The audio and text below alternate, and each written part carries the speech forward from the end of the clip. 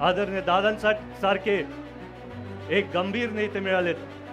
आजही 5 वाजता सकाळी उठतात ते रात्री उशिरा 2 वाजेपर्यंत काम करणारे एकच नेते आहेत आणि ते आपले अजित दादा आहेत. आता आमच्या चिरंजीवांचं भाषण आम्ही ऐकलं.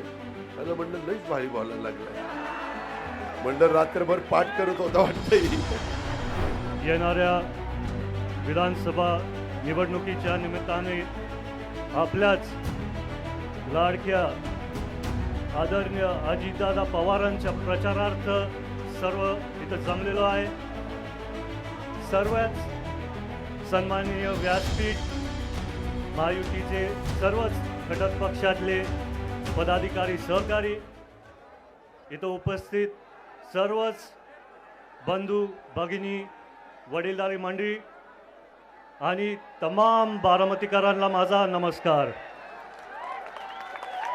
आज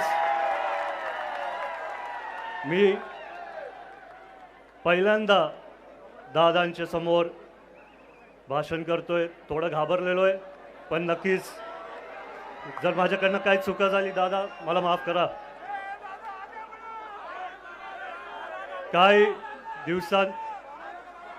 काही महिन्यांपूर्वी लोकसभेची निवडणूक पार पाडली आणि आता विधानसभेची निवडणूक जेव्हा जवळ आली आणि मी गावागावी दौरे करत होतो, आपल्याच पक्षातले काही पदाधिकारी आणि सहकारी गावभेट दौऱ्यात बोलले की दादा आमच्याकडनं नाहीतर गावाच्या वतीने लोकसभेत चूक झाली. पण जेव्हा मी गावागावी जात होतो मी सर्वांना सांगितलं की आदरणीय दादांनी आणि वहिनींनी पारदादाला आणि मला चांगले गुण शिकवलेत. त्याच्यामुळे चूक कोणाचीच नाही झाली. सगळ्यांचे स्वतंत्र अधिकार असतात, सगळ्यांचे स्वतंत्र विचार असतात. ही लोकशाही आहे आणि त्यातल्या त्यात सर्वच बारामतीकर पूर्ण पवार कुटुंबावरती प्रेम करतात. त्याच्यामुळे तेव्हाच त्यांनी ठरवलेलं होतं की लोकसभेला ताई म्हणजे साहेब आणि विधानसभेला दादा. आज तुम्हाला दिसतंय की पहिल्यांदा मी एवढे बारामतीकर एका सभेसाठी आलेले बघितले. आज आपल्याला आदरणीय दादांसारखे एक गंभीर नेते मिळालेत.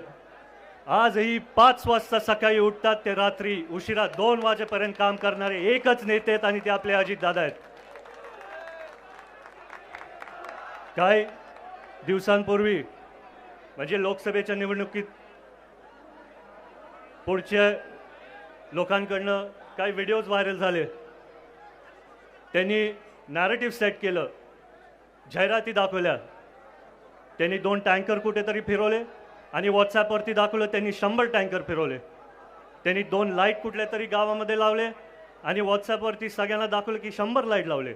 तर मी दादांकडे गेलो. मी दादांना बोललो, दादा तुम्ही 35 वर्ष कामं केलेत, त्याची पण जाहिराती करू द्या आम्हाला. तेव्हा दादांनी एवढं चांगलं वक्तव्य केलं. दादांनी मला सांगितलं, जे कामं मी माझ्या लोकांसाठी केलेत ते त्यांच्या हृदयामध्ये, त्याला जाहिरातीची गरज नाही. आज मी जास्ती वेळ न घेणार, दादांना पण बोलायचे. तुम्ही सर्व एवढ्या मोठ्या संख्येने आलात. मला नुसते एक विनंती आपल्याला करायची आहे. आपले नेते अजितदादा नंबर 1 आहेत की नाही? त्याच्यामुळेच सगळ्यांनी तुमचे फोन काढा आणि टॉर्च चालू करा.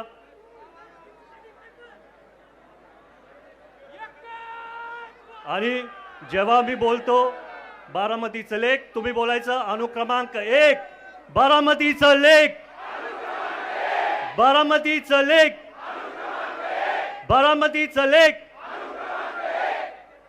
आपण सर्व इथं एवढ्या मोठ्या संख्येत आला. मी आपल्या सर्वांचा खूप खूप आभार मानतो आणि माझे 2 शब्द थांबवतो. जय हिंद, जय महाराष्ट्र. मी ज्यावेळेस राजकारणात आलो त्यावेळेस मी तरुण होतो. आता आमच्या चिरंजीवांचं भाषण आम्ही ऐकलं. मला म्हणलं लईच भारी बोलायला लागलाय. म्हणलं रात्रभर पाठ करत होता वाटतंय. रात्रभर झोपला नाही, पाठ केलेलं दिसतंय. ठीक आहे, गमतीचा भाग जाऊ द्या.